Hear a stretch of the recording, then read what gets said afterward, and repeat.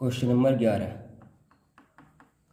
एक द्विआधारी संक्रिया धनात्मक परिमेय संख्याओं के समुच्चय Q प्लस पर नियत ए ऑपरेशन बी बराबर a b upon 3 for every a comma b belongs to Q plus द्वारा परिभाषित है, तब फॉर ऑपरेशन 6 का प्रतिलोम है, ये बताना है। ठीक है, तो ये आपको दिया हुआ है a operation b is equal to a b upon 3। ठीक है, तो हम जानते हैं ए ओ ई बराबर क्या होता है ए। ठीक है, तो यहाँ से रख दो ए बी की जगह ए ई अपॉन 3 बराबर ए से ए कैंसिल, ई बराबर आ गया हमारे पास 3। ठीक है, अब इन्वर्स याद करना है, प्रतिलोम। क्या याद करना है? प्रतिलोम। तो ए ओ ए इन्वर्स बराबर होता है ई। ठीक है, अब ये यहाँ पर रख देंगे, इसके स्थान पर यहाँ पे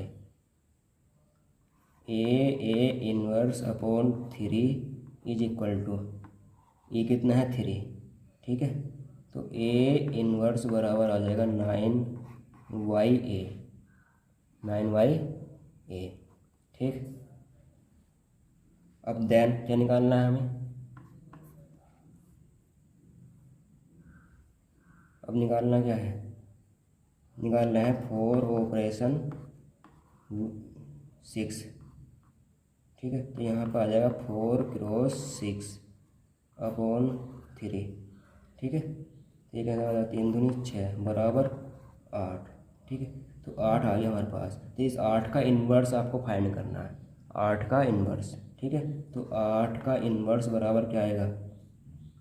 8 का इन्वर्स यहाँ पर रख देंगे, ए की वैल्यू है 9/8, ए के स्थान पर 8 रख दिया।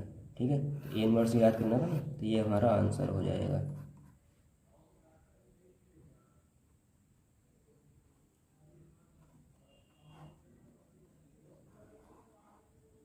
क्वेश्चन कौन ऑप्शन बनेगा? ऑप्शन ए, ऑप्शन इसका ए सही हो जाएगा। ठीक, क्वेश्चन नंबर 12, समूह दिया हुआ है जे बराबर 1, माइनस के कोमा 1, आई, माइनस के आई। ठीक है, और आई स्क्वायर बराबर माइनस के 1, तो आई की पावर 5 का प्रतिलोम बताना है। ठीक है, तो हम जानते हैं ये क्या है? गुणन समूह है। गुणन समूह का आइडेंटिटी एलिमेंट जो होता है 1 होता है।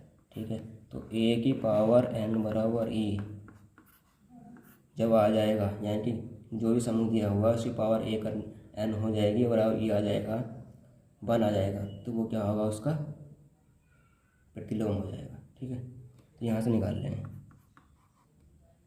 आई की पावर 5 ऑपरेशन ए बराबर क्या लाना है हमें? 1। ठीक है, तो ए बराबर क्या आएगा? 1/आई की पावर 5। ठीक, तो 1/आई की पावर 4 इंटू आई, तो कितना आ गया? 1/आई। तो ए बराबर इसमें ऊपर नीचे आई से गुणा कर देंगे, तो आई अपॉन माइनस के आई स्क्वायर हो जाएगा, आई प्लस के आई स्क्वायर की वैल्यू माइनस के 1 होती है, तो ए बराबर कितना आ गया? माइनस के आई आ गया। ठीक है, ये क्या हो जाएगा? इसका आंसर हो जाएगा। ठीक है, कौन सा ऑप्शन बन रहा है? Option D. Question number 13,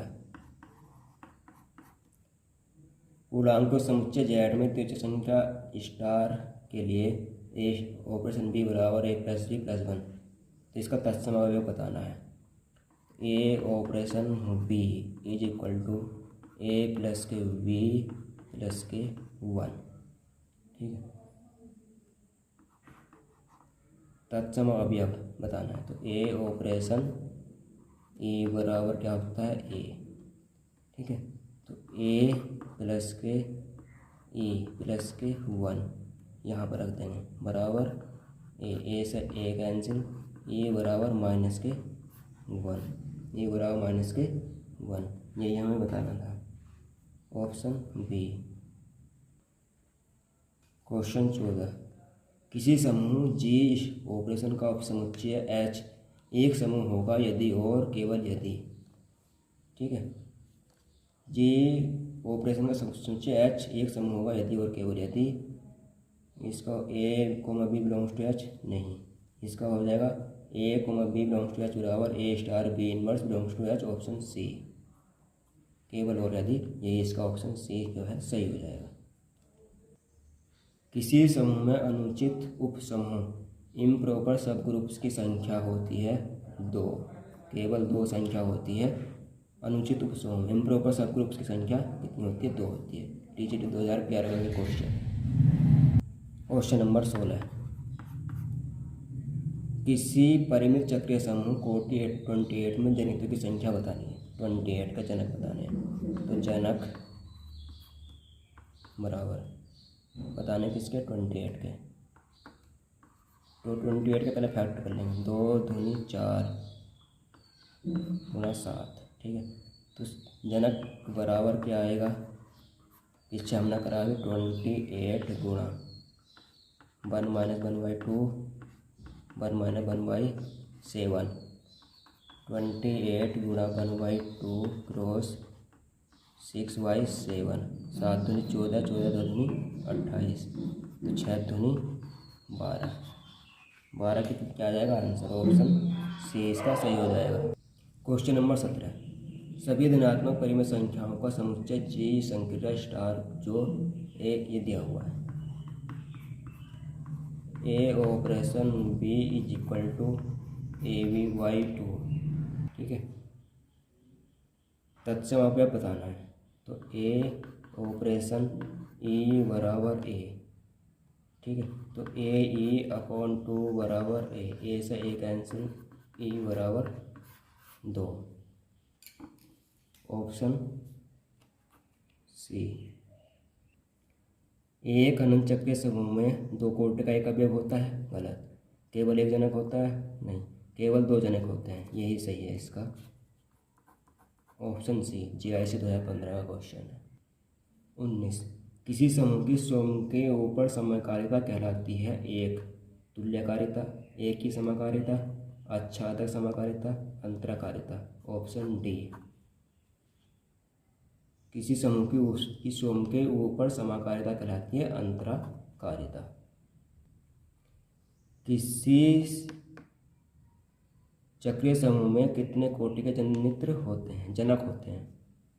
n-1, n m कुल संख्या है ऐसे संख्याओं की और 0 और n के मध्य जो परस्पर अभाज्य है, अभाज्य संख्याओं की जनक संख्याओं को कहते हैं जनक कहते हैं।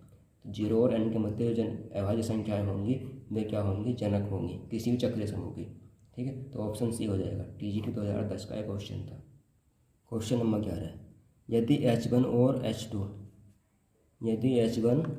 और H2 जी के 2 उपसमूह हैं तब H1 इंटरसेक्शन H2 है साइक्लिक ग्रुप, नॉर्मल सब ग्रुप ऑफ जी। यदि H1 और H2 जी के 2 उपसमूह हैं तब H1 इंटरसेक्शन H2 होता है सब ग्रुप ऑफ जी का, ठीक है। यदि G, N क्रम का समूह हो तथा H, M क्रम का उपसमूह हो तब n बराबर m, n divides n none. TGT 2009 का क्वेश्चन है। तो जब भी G n क्रम का समूह होगा तथा H m क्रम का समूह होगा तब m डिवाइड्स n होगा, ऑप्शन सी इसका सही होगा। क्वेश्चन नंबर 23, समूह दिया हुआ है 1 ओमेगा स्क्वायर, ठीक है। ओमेगा इकाई का एक समीकरण घनमूल है के लिए ओमेगा स्क्वायर की कोटि बतानी है, ठीक है। तो a की पावर n बराबर e जहाँ पर आ जाए, ठीक है। तो ओमेगा स्क्वायर की पावर कितनी करनी है हमें? n बराबर e, ठीक है। तो ओमेगा की n की वैल्यू ज्ञात करनी है जहाँ पे e आ जाए। तो ओमेगा स्क्वायर की पावर क्या करें हम? 3 कर लेते हैं, तो ओमेगा की पावर 6, इसकी वैल्यू कितनी होती है? ओमेगा की पावर, क्योंकि आपको पता है ओमेगा की पावर 3 बराबर 1 होता है, ठीक है। तो 6 है तो इसकी वैल्यू कितनी आएगी? 1। और ये समूह गुणन समूह है, तो गुणन समूह की जो आइडेंटिटी एलिमेंट होती है 1, ठीक है। तो n बराबर कितना आ गया 3, n बराबर 3 आ गया, ठीक है। n बराबर 3, कोटि पूछ रहा है ना, तो कोटि कितनी हो जाएगी, कोटि बराबर हो जाएगी 3। n का मान जहाँ पे आया, ऑप्शन कौन सा हो जाएगा, ऑप्शन डी इसका सही हो जाएगा, ठीक है।